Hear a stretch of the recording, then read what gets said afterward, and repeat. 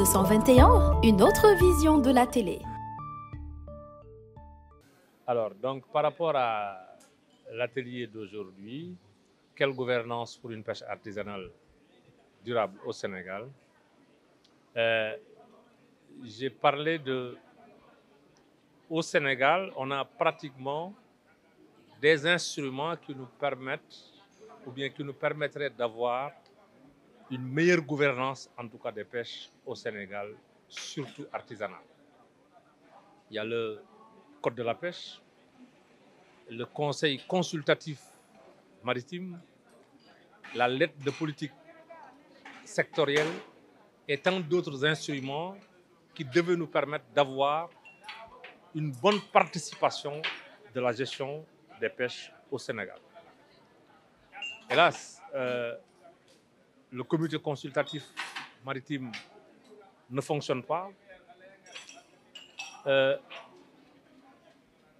Le cadre qui a été élaboré pour une orientation, en tout cas de la pêche, n'a pas également été évalué jusqu'ici.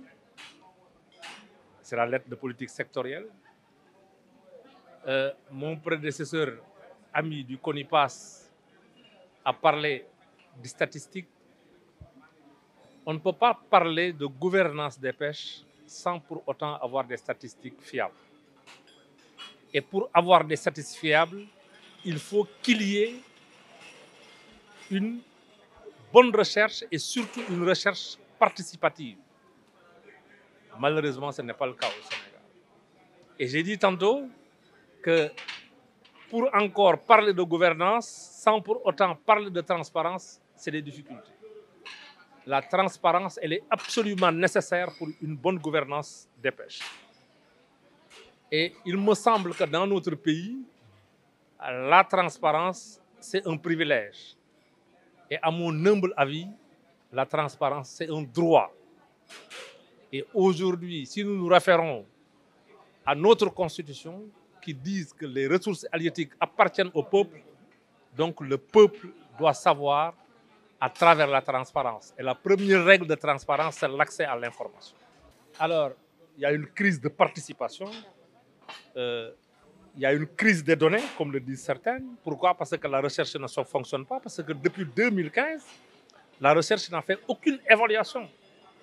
Comment on peut planifier une bonne politique de pêche sans pour autant avoir l'avis de la recherche? Donc depuis 2015, la recherche n'a pas donné son avis sur le potentiel halieutique exploitable au Sénégal. Les données statistiques, depuis 80, 81, 82, on nous parle de 600 000 acteurs. Mais le Sénégal a beaucoup évolué en termes de population. On ne sait pas le nombre de pirogues au Sénégal, le nombre de navires qui évoluent dans nos pays. Et j'ai parlé tantôt de poissons débarqués au Sénégal. Quand on nous dit que, par exemple, au Sénégal, on a débarqué 200 000, 300 000 ou 400 000 tonnes, entendez-nous bien, on a dit du poisson débarqué qui peut être pêché ailleurs. Et si on avait des données fiables qui pouvaient nous permettre de faire la distinction entre le poisson pêché au Sénégal et le poisson débarqué au Sénégal, ça allait être beaucoup plus facile pour le décideur et les gestionnaires d'aller justement vers une meilleure gouvernance des pêches. C'est pour cela qu'on a demandé dans cet atelier de faire 3 présentations sur l'importance des statistiques, des données, et sur l'importance de la recherche et de la cogestion.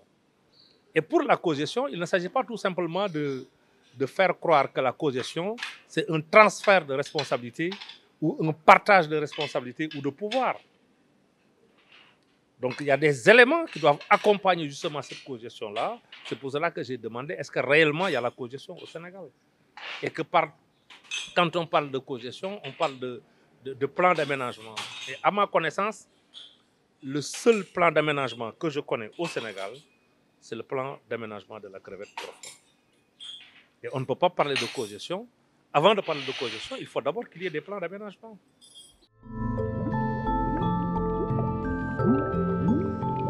À 221, une autre vision de la télé.